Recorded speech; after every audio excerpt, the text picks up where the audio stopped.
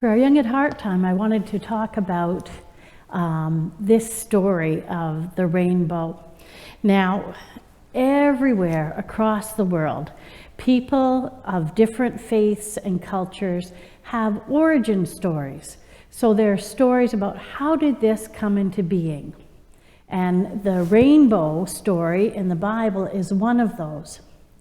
Now, there's also a tradition in the Jewish faith and to a lesser extent in the Christian faith to find different perspectives, different ways of telling those origin stories, sort of adding in details that aren't included in the story, or maybe just sort of changing the origin. And so I thought I would try my hand at that. And so this is a story that I wrote that's called Tears Flooded the Earth, or The Rainbow is Born.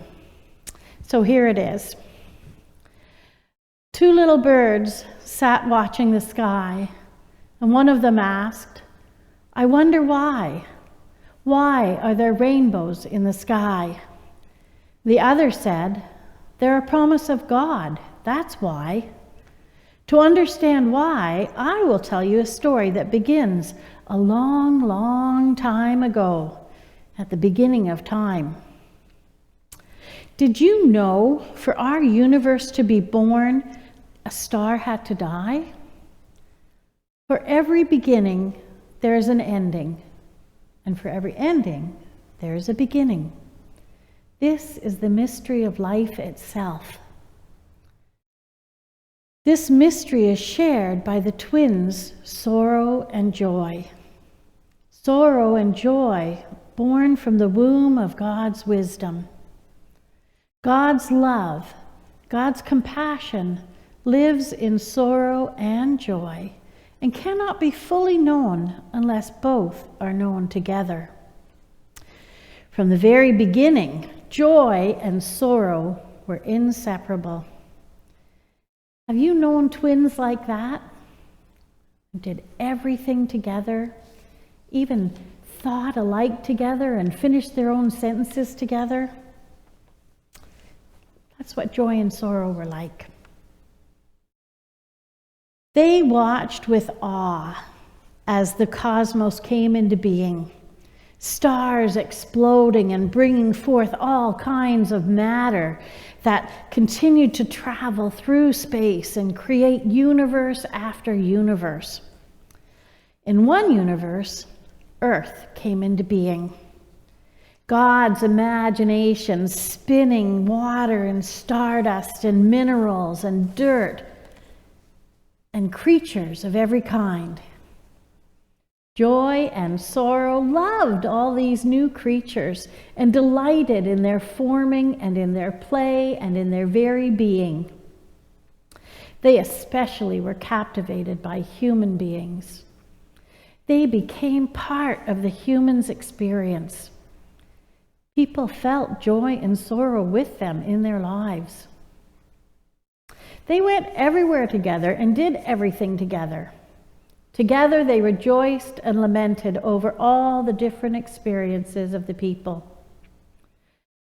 But over time, ever so slowly and ever so gradually, they were no longer always together. Joy started to follow only the happy thoughts of the people, flitting from one to another like a butterfly. And sorrow became concerned only with the saddest experiences of people. Soon, joy forgot about sorrow, and sorrow forgot about joy. Without joy, sorrow became overwhelmed with sadness. Tears began to roll down sorrow's cheeks, and sorrow cried and cried and cried over every act of unkindness, until there were so many tears, they became a river and then an ocean, and sorrow could not stop crying, and their tears threatened to overwhelm the earth completely. Joy saw this happening. Joy realized that something had to happen. And so Joy began to sing a wonderful song of love to sorrow. Wisdom heard the song and turned her attention to sorrow on earth and swept up both joy and sorrow and carried them into the very heart of God. And God saw and heard all that was happening. God called Noah and told him to build an ark and to collect plants and seeds and to fill that ark with every living thing that would come, for the tears were flooding the earth. Well, many of the people laughed at Noah, but his family and the creatures of the earth came on the ark.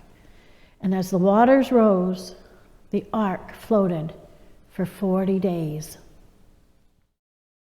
As joy and sorrow were held in the heart of God, wisdom whispered words of compassion and reconciliation that joined with joy's melody.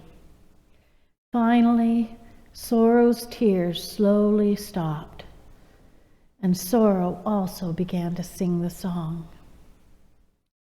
This beautiful song of compassion and reconciliation was filled with all the promise of the colors of the stars that gave birth to this planet Earth.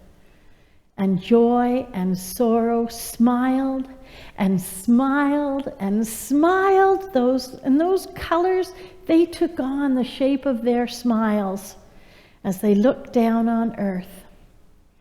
And those colorful smiles became the rainbows that we see at the end of each rain, a sign of God's love and compassion.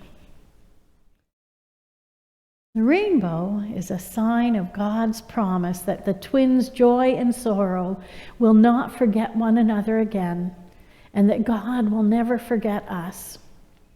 As long as we remember that joy and sorrow are twins who together carry compassion and love to us, we will never again be overwhelmed. The end. The rainbow.